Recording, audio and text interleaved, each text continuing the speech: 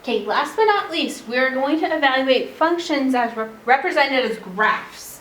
Now, before we dive in, I do want to put down a couple of pieces of information that might be very helpful.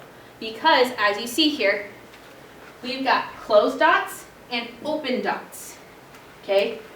So very similar to our set notation when we're doing our intervals, we have meanings for the open circles and the closed circles.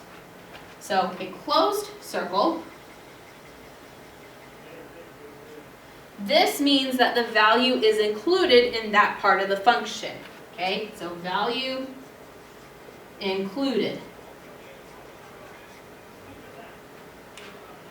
Okay, kind of like our bracket, you know, the bracket means that the value is used in the function. A closed circle means that the value is included. Whereas if we have an open circle, the value is not included.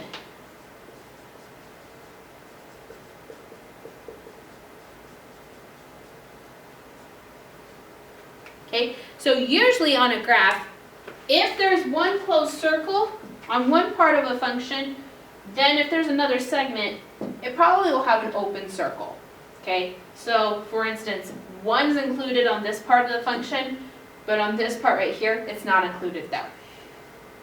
That does happen a lot. I wouldn't say it happens all the time, but it happens enough. So let's go and find some values. We are trying to find f of 1. Okay, 1 is our input. So we need to find the output when 1 is our input. So let's come over to our graph over here. Well, I'm going to look for 1, positive 1 on the x-axis. Okay, here's 1. Let's find our output. I got a closed circle there, so that means the value must be included.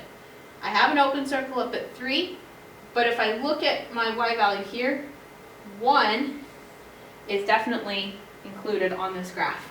So f of 1 is 1.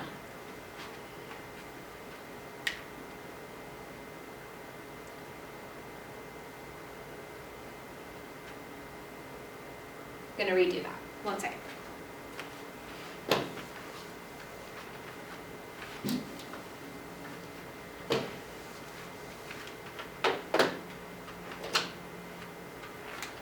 Okay, we are going to find f of 1. So 1 is my input. My goal here is to find the output when that's the input. So this knowledge of open and closed circles is going to come very handy in this case. So let's find the input 1. Now it's an input, which means it's going to be an x value. So here's 1 on the x-axis. We now need to find the y value that corresponds with this x value. Well, if I look here on 1, the only value that's included on this function is this one right here. So f of 1 is 1. Let's find f of negative 2. Similar process. Okay, negative 2 is our input. And on the graph, the x values are the inputs. So let's find negative 2.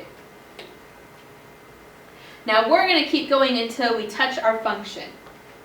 So we touch our function right up here. If I look straight across, the y value there is 4. So f of negative 2